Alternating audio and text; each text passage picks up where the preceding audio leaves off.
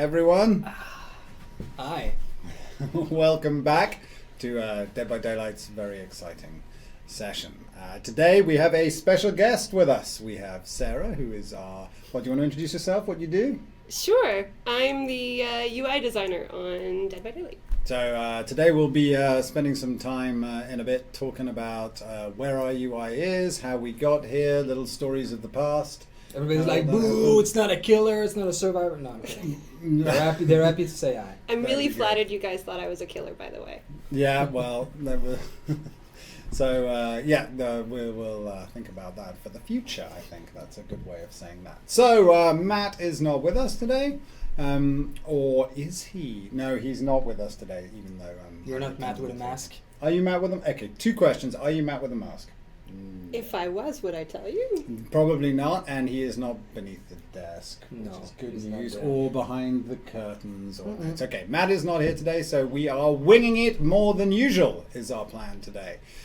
We have almost nothing planned apart from the UI discussion, so we'll take some questions and have some fun. Yeah. And some serious stuff, which is now. So we will start with the elephants in the room as always, which is the big topics we like to talk about. Dave, what's a big topic to talk about? Yeah, so maybe an update on the party system, or like we want to call it, Survive with Friends. For sure. Yeah, so very quickly, just to tell you where we are with that. We're now in the QA phase, which is pretty exciting. So it means that the bulk of the work has been done. It's actually in the game, and now it's going through QA to make sure that there's not something horrible that's going to happen while you're using that mode. So there's a back and forth between the QA and the engineers to fix these bugs, and to make sure that it's solid enough that you can play with it. And the last I heard was, because I try not to ask too many times, because I find that if you ask someone every 4.5 seconds how their work is going, they tend not to do any work. They answer your question non-stop. Was that there were 7 critical bugs that were in the feature as it stood. And I think 6 of those were being tested and finally they were looking to chase down the last one. So we are hopeful that we're closer than ever and that we're doing really well with it. So soon hopefully we'll have that rolled out. So that's that one. Next topic. Window cheese, it's still possible. So we made some changes to the mechanic. It's still possible to infinitely juke. I'm sure it's way more difficult than it was. Sarah, what's your opinion on window cheesing? I like cheese. Okay, cheese good. is really great. Cheese is good. We like that, but not the window cheese. Just to be clear, proper cheese good, window cheese bad. Yes. So yes, we've done some modifications. We think it's taken care of a lot of situations. We've done some level design modifications, if I'm not incorrect. As well, there's other modification that's gonna come as well in the next patch. Again, we're not gonna say when this is gonna happen because we're not sure. It's as soon as we can. But the focus right now is to make sure that the build that contains the Survive with Friend doesn't have too much things to test, so that it would take even longer to get to your ends. Cool. That was a quick question there. Any killer clowns or witches appearing anytime soon in our game? No. Not in the next 8 minutes. No. What else do we have? Big things. What else was big from the... Yeah, there's one. So we fixed most of the DC issues. There's still some finicky parts to it. One that I want to fix is when killer quits right at the last moment when the survivor are about to escape. This one is still very unfair. So I want to be able to reward survivor when they're about to escape and the killer quits. You really deserve the escape in that case. So this is gonna happen. That's a mean behavior, by the way. Yeah. Just for reference. I get it, but that's mean. Yeah, don't do that. Let's stop that. Be a good sport. Small note on matchmaking. So there's some question on matchmaking as well. We're still working on it. We're gonna still be polishing the matchmaking. So yeah, I mean, I think the matchmaking and the waiting time for the killer has been a question that's come up a few times, which is something we're actively investigating now as well. we did make a change to the matchmaking at the last patch. One of the things we wanted to do is make sure you were closer matched to a person of your rank. So we expected it to get a little bit longer for killers to find the right group of people. But we're looking into some issues, and maybe some people are waiting longer than ever, and we're trying to gather as much data as we can on that and see if we can fix that as soon as possible as well. Yeah. What else? Anything else big? I don't think so. Someone mentioned that we should punish the killer when they quit and get all their points away, and that's exactly what we do. Yeah, that is precisely what happened. But some people just like to quit on you. So some people will do it anyway. I mean, it's they're going to try and end the game. So we will try and punish as much as we want. We do. Obviously, we tried when we originally launched the game to not punish anyone and just say, hey, it's all going to be good fun. I mean, we wanted this not to happen, but it was naturally, going to happen, and it did. And so we will punish those who do quit, and then we'll see how we go from week to week. Yeah. We watch and we learn. Anything else I see in the moment? Saving files on the server. Yeah, that's something we're looking into as well. Absolutely, we're aware of that. Of course, it's anything server side is a big endeavor, and we're not ready to do that just now. Well, I'm sure we wouldn't want to derail any of our current endeavors to do that one at this point. But it is something noted. It's been seen. We've had the discussions, and it's obviously in our wish list of things that we want to do to try and prevent that from happening. Yep. She's not mute. It's just because we're not talking to her a lot. We should talk to her, or you can answer any of these questions. Yeah, I mean, if you see anything pop up, you see it. It's so small. Exactly. Let me move this over slightly so you can at least read the questions if anything pops up. I'm not mute. So yeah, have a think about any UI questions you want to ask us as well in terms of how the game's done. I mean, do you want to move on to that, or do you have another? Yeah, no, we can get back to other questions afterward. But I mean, keep asking a question. I'm gonna note some that I see go through. It's going very fast, so if we skip some of your questions, not because we're ignoring you, it's just because we didn't see it or we already answered it at the beginning of the video. That's it. Last thing here about more options, sensitivity, things like that. Yeah, it's all in the bucket. It's all things that we need to do at some point. So if you have any UI menu related question for Sarah, now's the time. We actually add some ask via Twitter, and I think the first one that's really interesting is that people want to know the process in creating a UI like this. Yeah, how does it work? Right. So I joined Dead by Daylight, I think, late 2014. I think. I have lost all concept of time. Yeah, and in space recent and, years, and whatnot. which is why I rely on those kind of comments to keep me grounded. Yeah, so yeah, a while ago, a long time ago. It was a while ago, and that's kind of important because it does take a bit of research and time to come up with the art style and mostly taking into consideration how do we want the game to work and can the art and the UI inform that and help that and stuff like that. So it's a process that involves both the game designer and our art director, Mark, and myself, working together to figure out exactly what we want and how we want it to work. And it was actually when you came on board, we'd done the initial prototype. Yes, the team. yes. So the way the process had worked at that point is that we did an initial prototype, very quickly that gathered the emotion of the game, and we had some ideas what we wanted to do, but everything was really a blank slate at that point. We had no real idea how to turn this into something that really mattered. Mm-hmm. And then what we did was we assigned a team to build what we called proper prototype. So it was still a prototype. It still was essentially under the criteria that it could all be thrown away. So we were right at the beginning. We could do whatever we wanted, and Sarah was right at the beginning of that process. So yeah. So we had a bunch of ideas, some of which you might see later today in the stream, which we ran through, and they're all sort of based off of the idea of two parts. One is our lobby, which is in the game right now, and two is the sort of painty, inky, sketchy style that we have throughout the UI. The lobby that we have in the game right now is an evolution of what we originally started with. What did we originally start with? Well, so the original idea for our lobby was much more of an immersive 3D environment. You could wander around, you could interact with the UI by walking up to walls and touching it and playing around with it.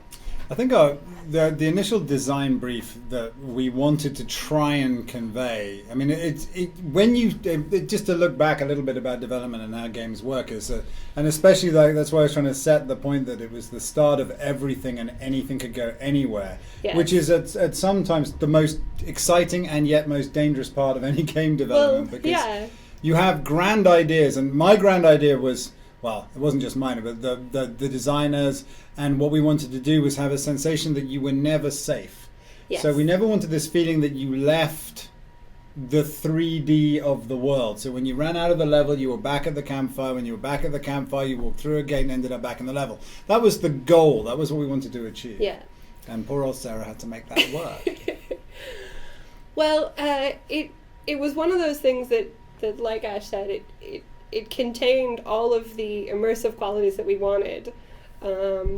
But in our prototypes, we quickly realized that as the lobby system started to develop and we became aware of exactly how long people were going to be spending matched up together, that having time to run around and tap and open and connect with UI would take too long.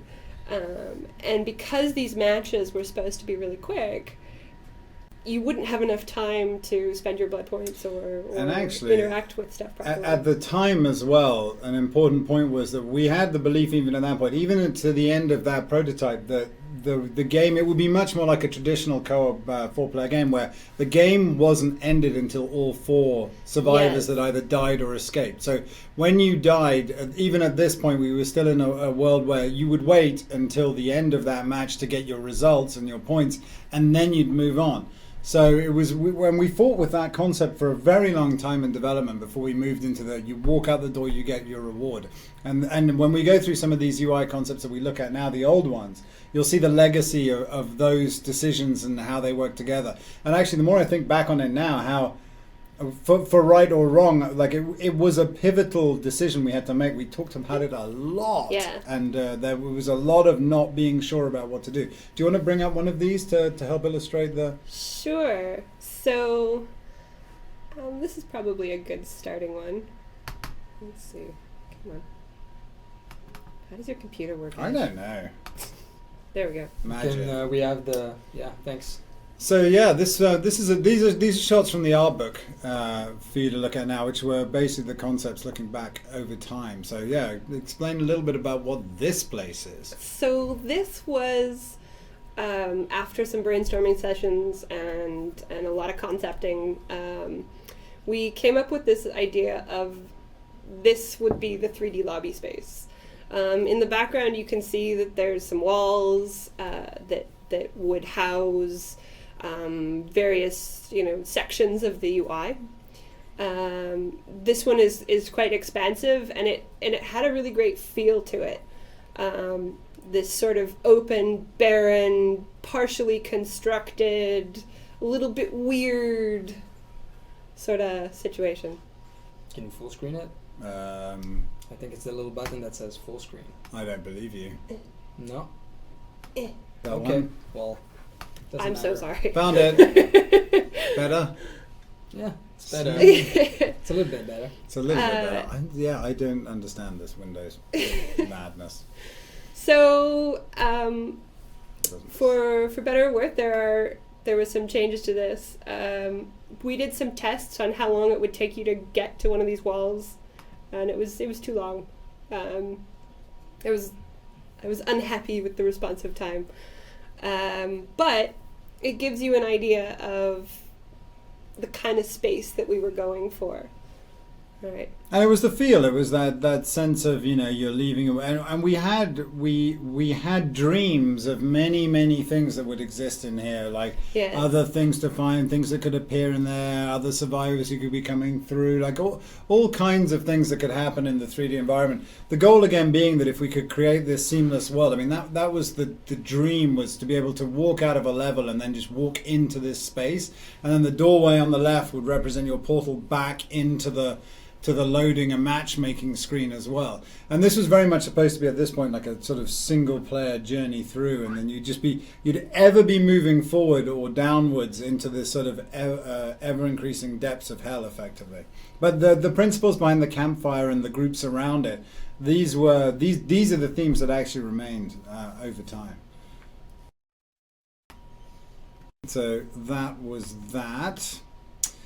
So what happened there? We didn't do that because why didn't we do it, Sarah? What happened? What happened in game development that meant that we didn't do this wonderful world we imagined? Well, it's still very dear to our hearts, I think. But so I sort of mentioned it a little bit before. The practicality of having a 3D world meant that, because we were grounding all of our UI on actual 3D planes and objects and stuff like that, anytime that we wanted to add a new menu or tweak something, we'd have to actually create a new part of the world. Should we actually look at the video? Do you want to look at the video? Because that'll help. Are you ready for this? Oh boy. So a little bit of prep. No prep. No prep. We'll watch it again afterwards. This is an extremely early prototype for our UI. Contains a whole bunch of stuff that never made it into the game. But this is essentially you as your player wandering around the world. That Nick. I know, isn't it great? And you would be interacting with the UI in this way. Yeah, so there you go. I hope you enjoyed it. No, so like if we take it through this again and look at several bits, like, you know, we had the idea that, you know, at the end of the level, you would see your score breakdown of every single thing that you did. You'd understand what points you got from everything, which was, you know, we did eventually represent this in game as you played it. That wasn't something that we planned on doing to begin with. Then we have obviously your character level here, your match results. I love the way it just darkens because you wanted to. You know, your total score, again, everything that you've done, and also how you interacted with other people. We had the idea of a streak for survival, and we also had these badges at the bottom, which were reflective of how well you played as a personal badge of honor. And again, a lot of these ideas are I don't think they're dead yet. I mean, we had them on a list, and even until late in development. And you know, the realities of development just mean, at the end of the day, you can't ever do everything that you want. We don't live in that world, so you have to make choices. Mm-hmm. So where did we end up with our 3D menu lobby thing? What was our final decision? We had a kind of slow transition away from this idea, where we built the 3D panels. Probably don't need to show this anymore. No. Do you want to give us back? Back to Making me faces. sad. Back to faces. Well, a slow, gradual process where we projected things on walls, and then we projected them on sort of a 3D object. Which you can kind of, yeah. Should we bring that one up? Sure. If you want to bring up the image, you can put us in the front of it if you like, because we're more fun. So on the top left I'm not sure corner, we are more this fun was than sort of an intermediate stage, which is Sarah, you're in your UI. dream come true. Sorry. If you played our beta. And definitely in the alpha, you may have seen something that looked a lot like the top left corner. So that sort of shows you how iterative our process was. Leave that mouse alone. Don't touch I it. can't play with the mouse. And we ended up again realizing that a lot of the UI that we wanted, having a character that could move around, all that stuff, meant that there was a bunch of situations that if we hadn't tested it, we probably wouldn't have known were there. like if you have free reign to move around and stuff like that, there's a chance that you could end up covering up parts of the UI that might be important. Well, absolutely anything could happen. Frankly. Yes.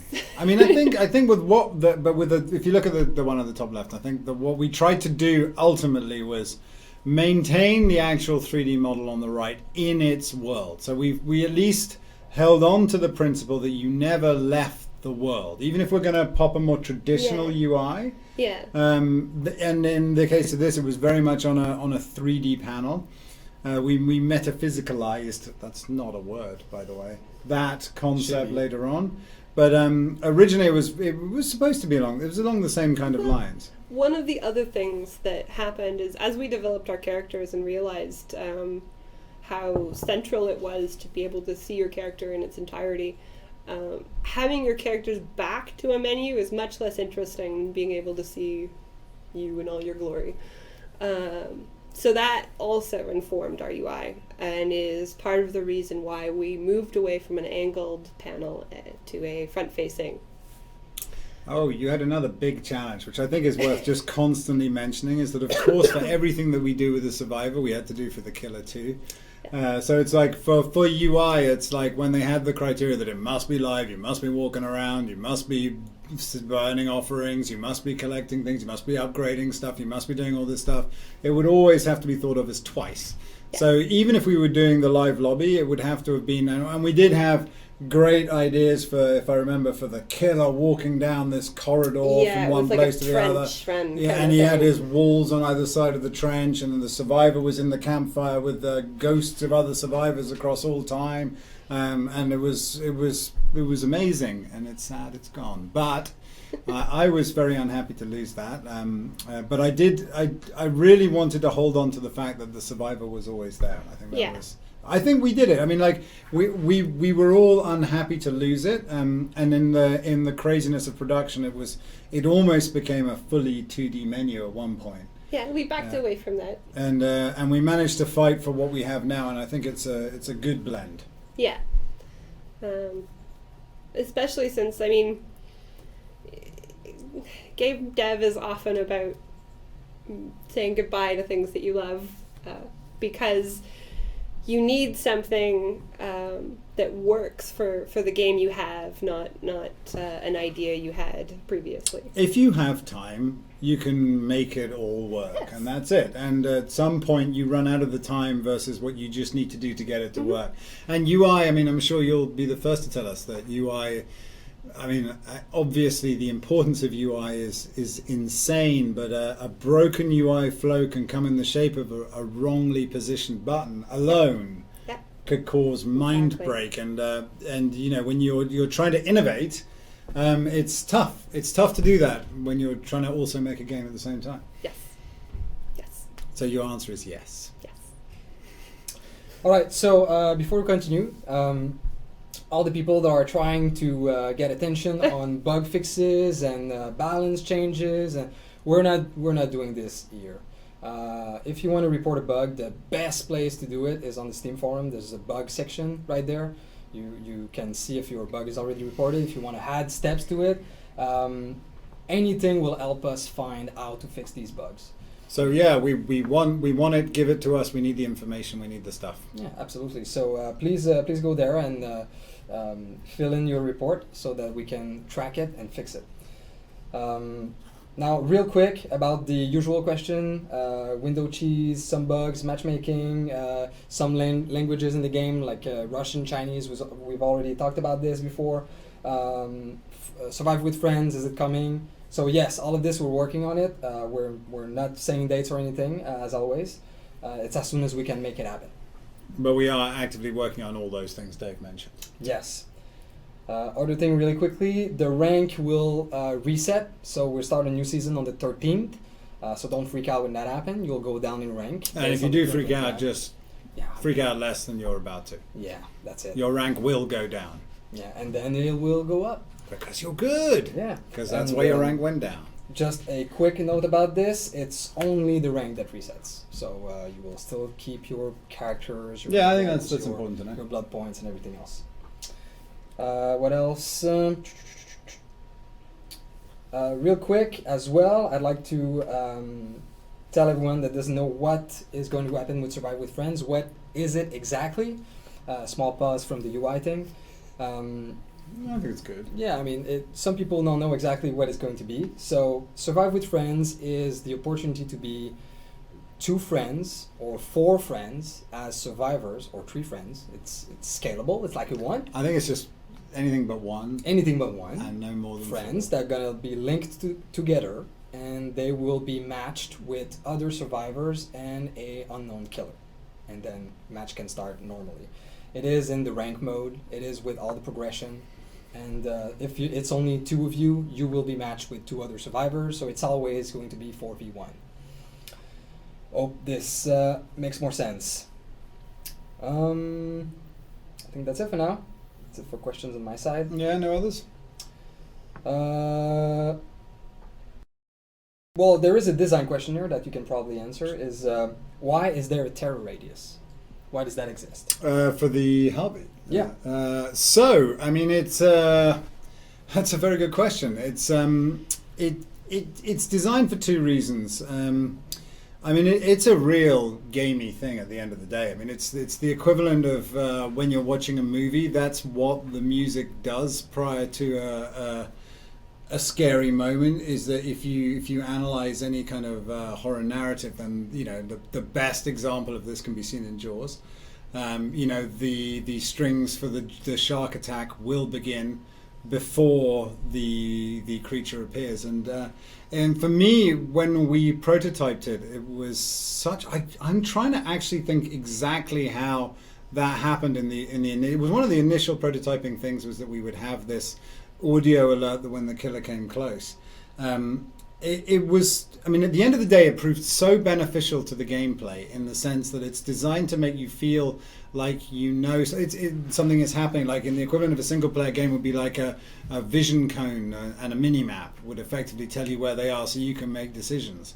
So the idea was to make you feel like you had this crutch that really enables you to make decisions, but the moment we thought about the Jaws strings and the influences of that and other types like that, the more we realized how actually all it does is panic you into making a bad decision. And the moment that started happening on a regular basis, we realized we had something a little bit special. And then it couldn't be reversed at that point. And there were questions about whether we should keep it for a long time. But I was always fairly adamant that was something we should try and do. Mm-hmm. But really, I mean, I think the reason it works is because it's implicit in popular culture already that you will get a precursor of an audio sting prior to an attack or a kill, and it just makes it feel right. I mean, it's certainly one of those fourth wall breaking things if you think about it that doesn't really make sense. It's not really your heartbeat or the killer's heartbeat or whatever. It just kind of works as the gameplay, really. Unless, of course, the point of the question was the terror radius doesn't work as gameplay. What's that all about? No, it does work fine. I don't understand that. No, it's fine. I'm sorry. There was a question for Sarah. Are you a survivor or a killer? I'm primarily a survivor. And which one's your favorite? Well, I really like Claudette. I feel that she and I are pretty in sync. Good. Do you survive lots? Do you do Yeah. well? Yeah, Yeah. pretty good. I'm not very. I'm not. You're sneaky. You know. I know you're sneaky. Yeah. You're quiet. You should pick Jake. I should, but He has sneaky perks. he does have sneaky perks. All right. And then I think we can go back to UI. Okay, so I'm gonna we'll get more questions. Sure. So where were we on the thing? If you bring up the an image for us, these are a couple more showing the concepts we originally had in the live lobbies. You can see they were fairly. Can you get rid of us for a second?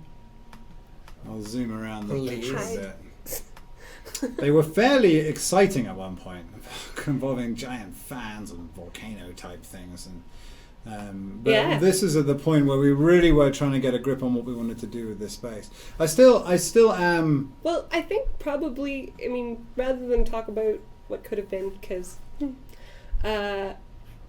what I think is important, and this is definitely a credit to Mark, that atmospheric quality of these illustrations is still there in the lobby today. Yeah, I think so. That we have the campfire and this sort of unnatural woods. You can bring us up again now. So, yes. Because we don't have a screenshot of the game, do we? No. It's fine. I'm sure you guys have all seen the game. Hopefully. If you haven't, then I highly recommend you go on Steam and get it and look at exactly what we're talking about. Because it's amazing.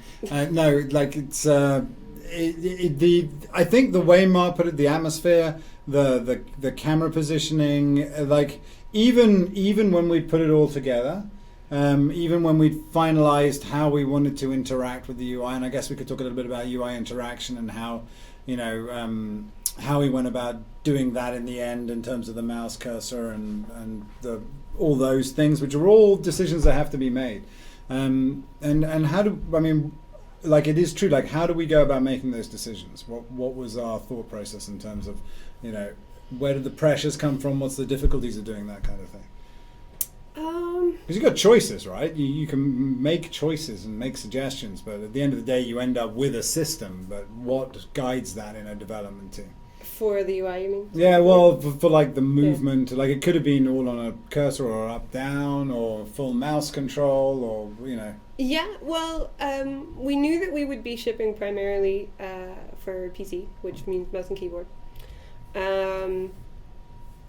And from there it was really about breaking down the art style that we had, which was this sort of painty, sketchy, inky stuff, and then figuring out how you break down the individual interactions. I have to hover over something, I have to press it, I have to, lift up and all these sort of things. And how does that animate and how does that work?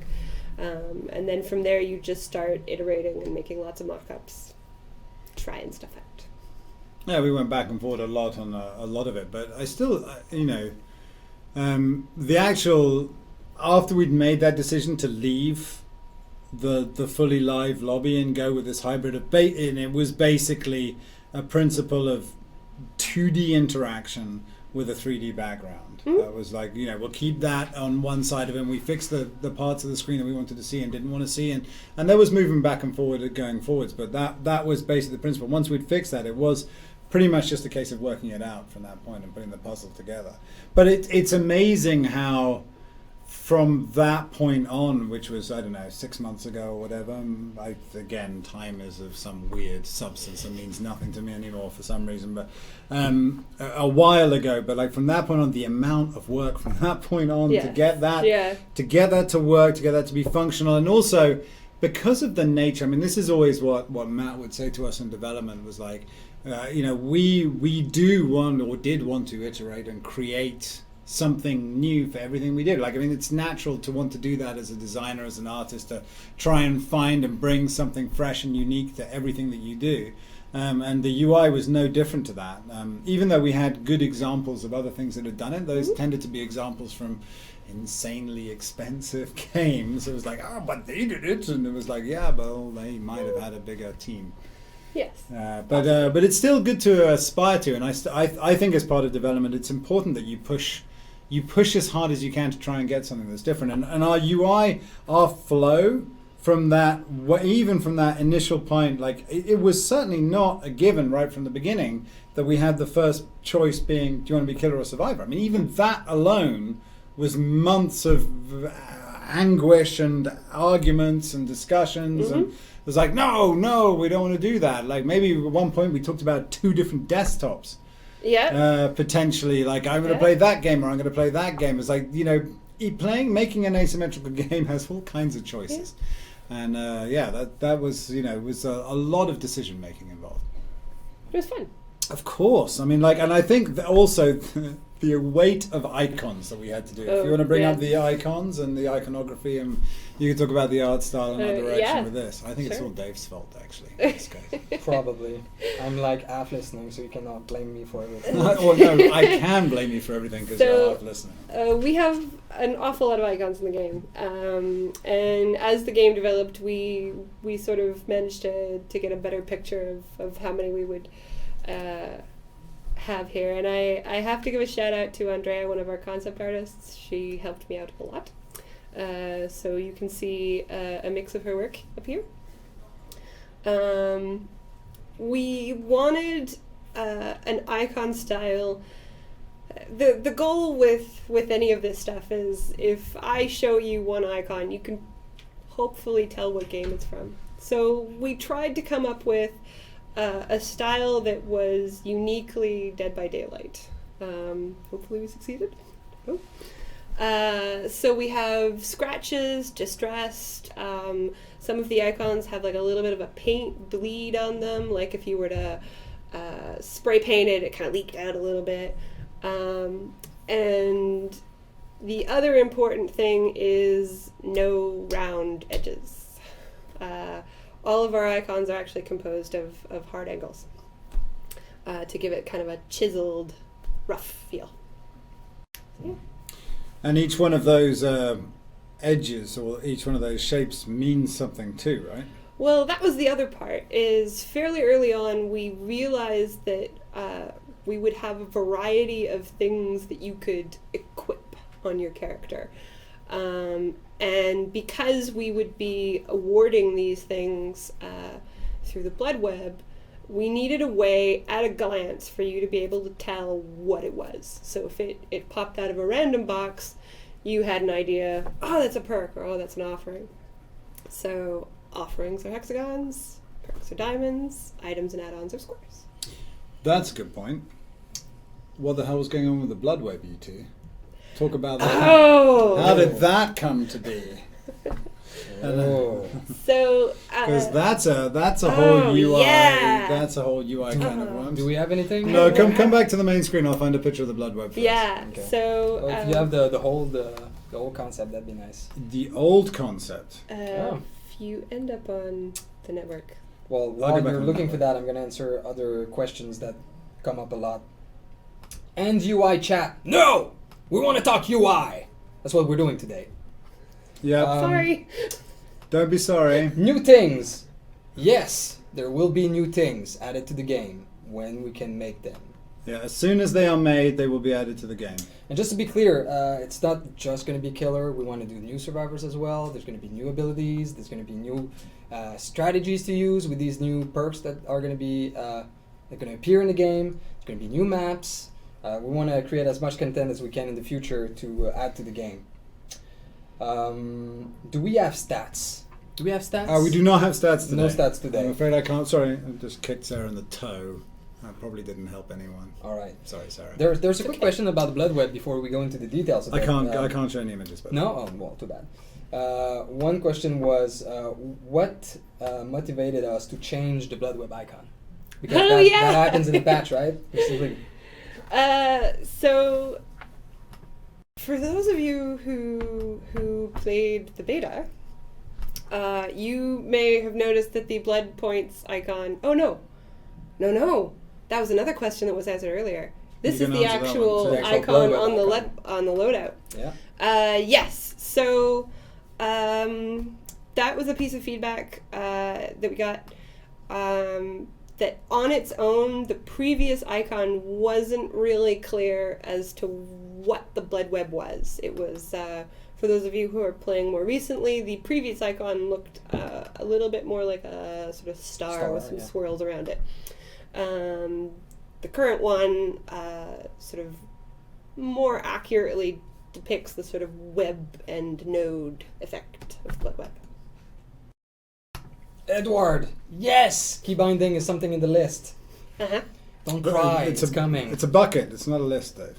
It's a bucket. Well, this one has been promoted to the list. That's true, There's a list, and then there's a bucket. And actually everything that you've mentioned is pretty much on the list. That's right. We go into the bucket, we have like We have a special feature sifting device called a Dave. Called a Dave, the Dave shaker we call it, Yeah. and we pour some three quarts of steam comments and 1 quart of Dave comments in, shake it up, stir it, and then we remove some of that and smear it on paper, and it becomes a list. It's actually why it takes so long. The smearing is really long. It's the drying, And the drying. because sometimes it crumbles. Yes. That was good. Yeah. All right, I have no ability to connect to the internet, which is my inability to then give you cool pictures of the blood web. Oh, too bad. But we can still talk about it. I'd like to see Dave's original prototype from Game Maker. Oh, that would be really cool. Yeah. So the first. So my mandate on the blood web was to create a progression that could be infinite, that you could play forever. So you will notice that I made many mandates to everyone that were basically impossible to fulfill. This, you must have a live lobby where you're never safe in 2 different characters in 2 different places. It must be an infinite progression. Yeah. So you anyway, can but do. I thought of this thing. It was a pretty cool concept, I thought, and it needed a proof. So I've prototyped it in Game Maker, which is an engine I like to use for personal projects. So that was pretty nice. And then we saw that it would actually work and that it was pretty fun. So we made it happen. And then we went to Sarah and we said, "You have to do this crazy thing now. Make it happen." You can see how the idea of craziness passes back to. And at the beginning, it was this, but in It a was 3D lobby, right? So when we still had the idea of a fully 3D lobby, the blood web actually.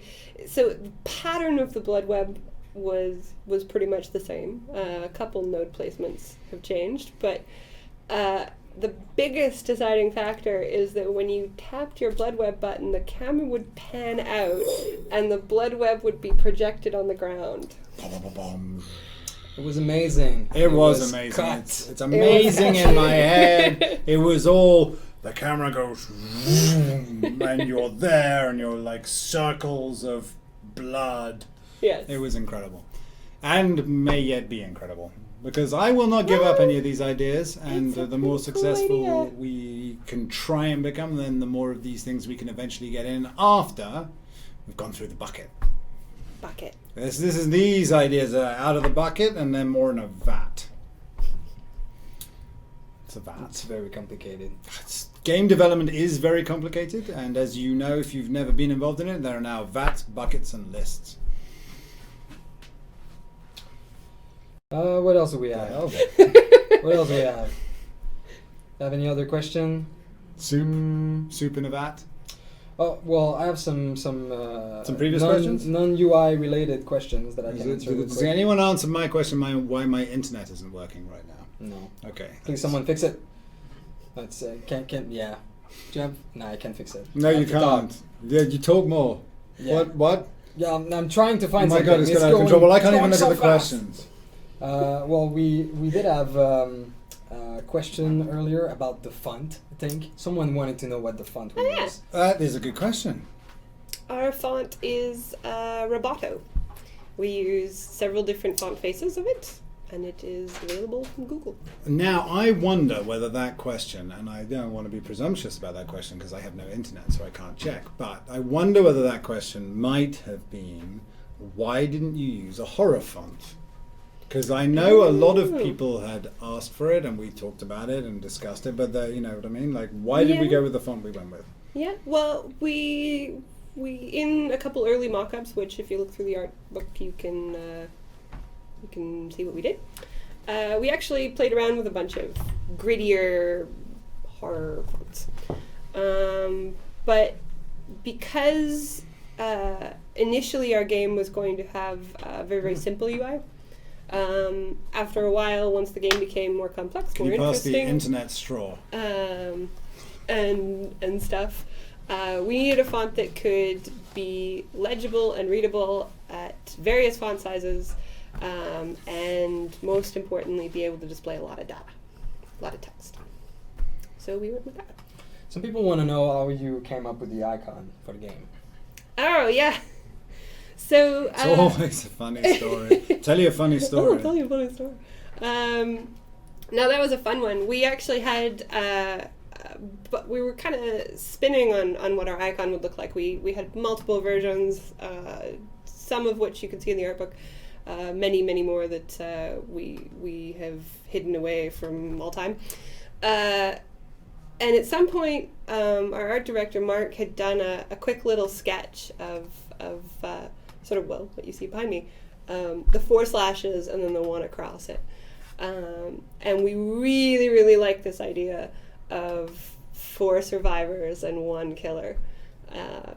And then the addition of the skulls made it sort of like they're the souls that have been cut in the prime of their life by the killer. So there. God, there's so much stuff in your folder.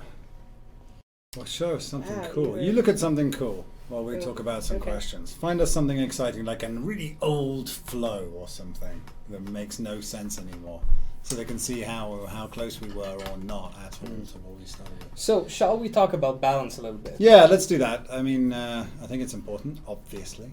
Yeah, it's a very important subject. Are we doing anything about balance? Yes. Every day. Yes.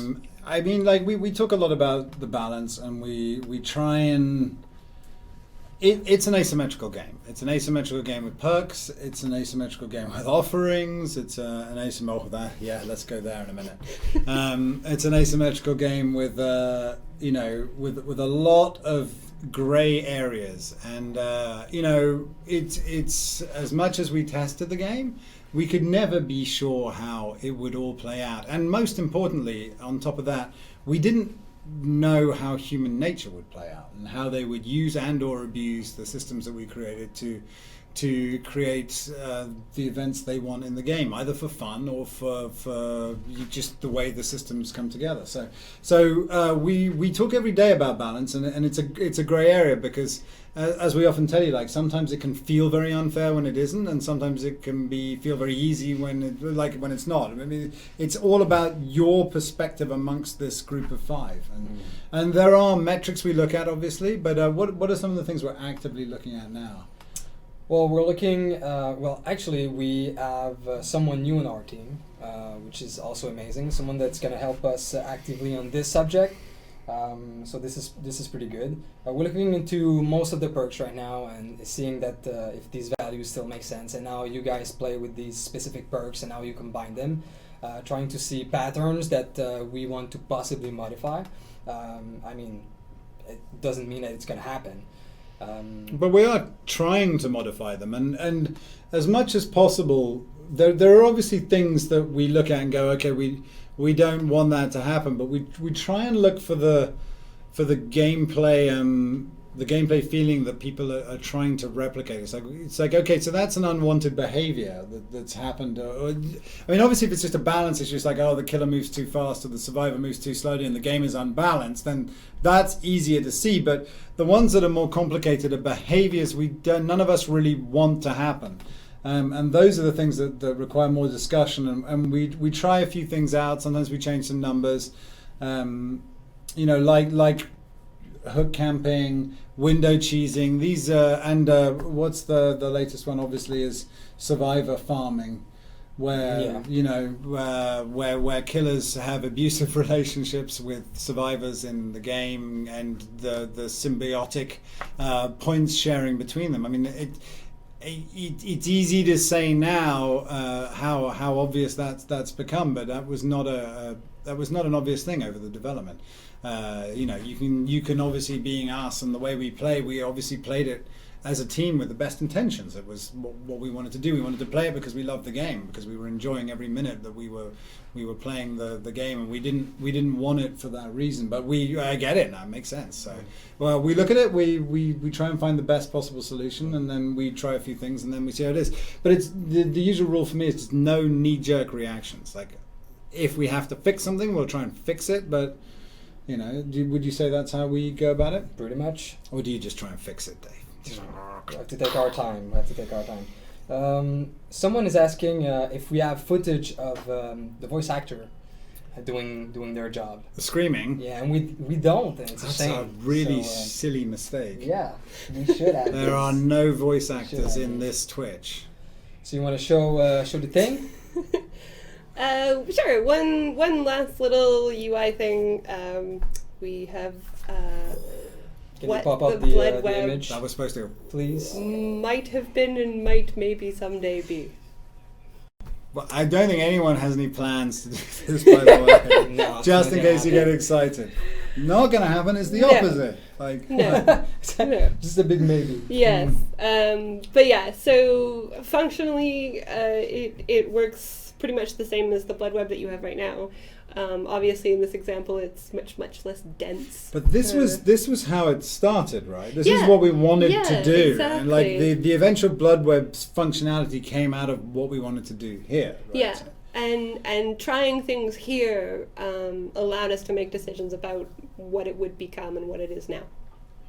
That's cool. At that point, the fiction was the character is actually in that world, Yeah. walking around as the entity is also walking around. That's Yeah. right. Yeah, which Oh, is well, pretty cool, but there was issues with it. Yeah, well, yeah, we had a game to ship. That was the main issue.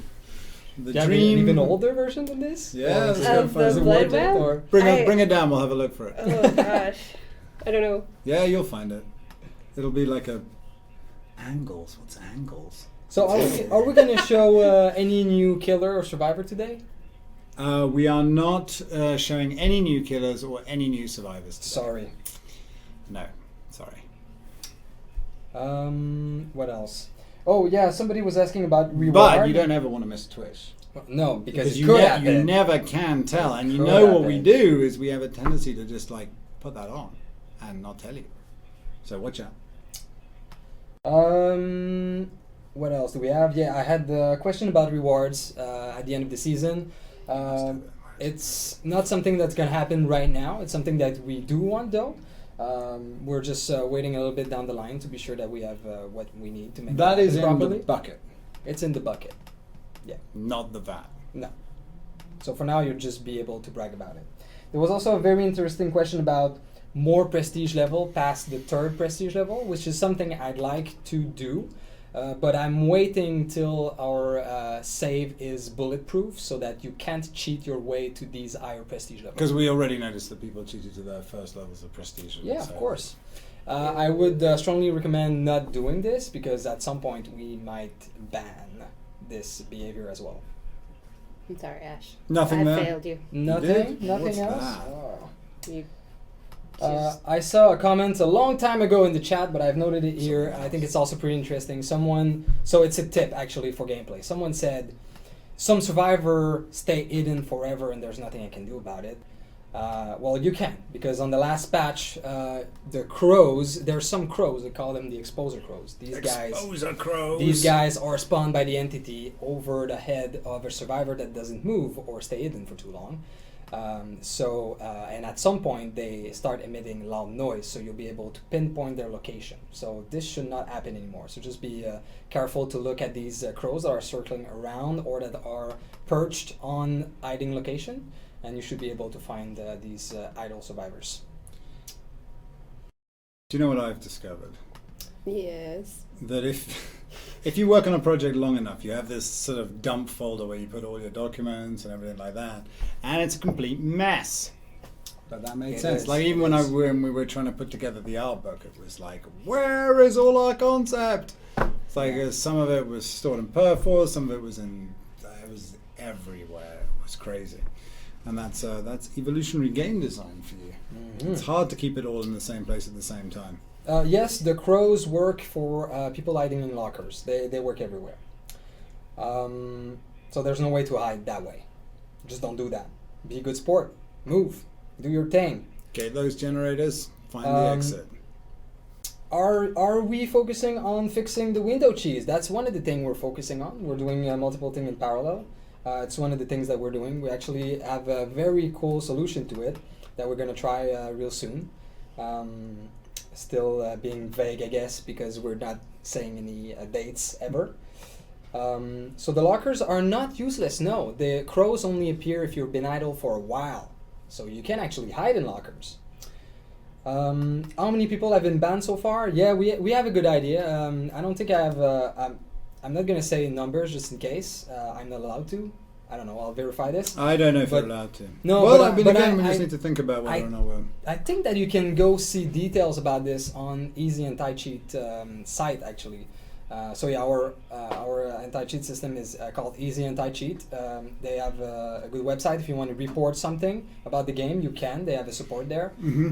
All the banning comes from them, so there's no point in communicating with us for that. We do not ban players; they do, and they're doing a good job at it.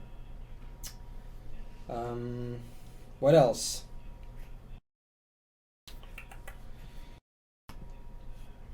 Question about my mug.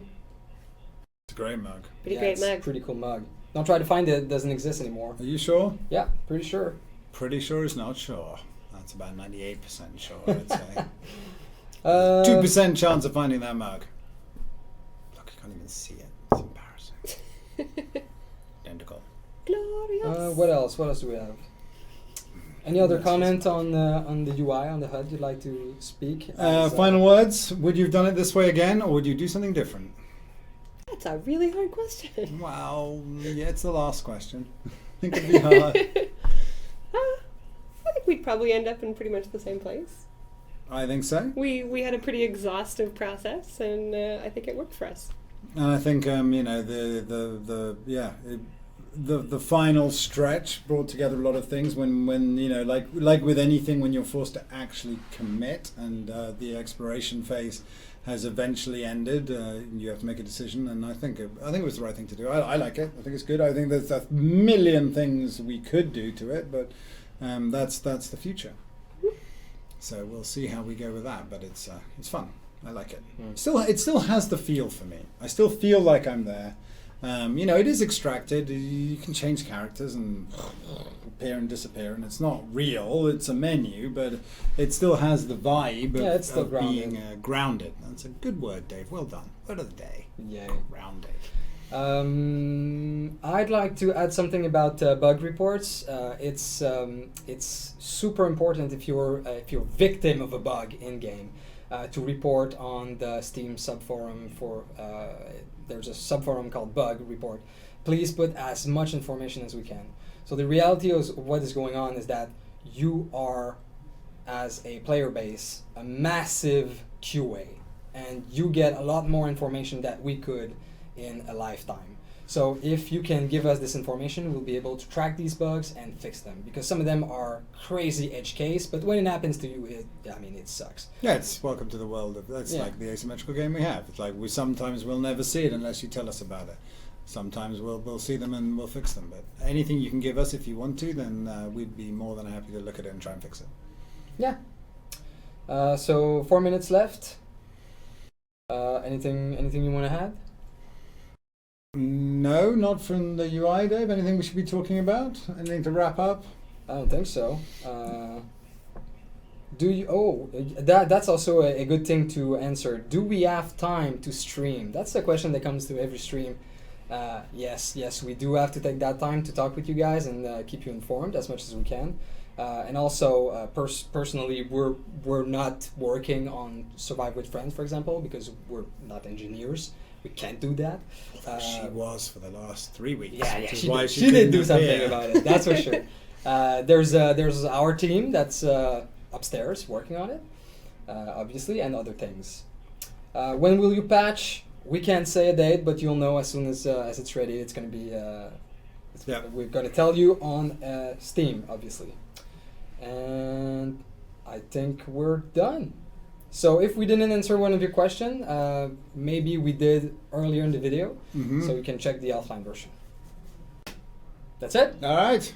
All right. Thank you very much, everyone, once again. Until next time. Till next time. Bye.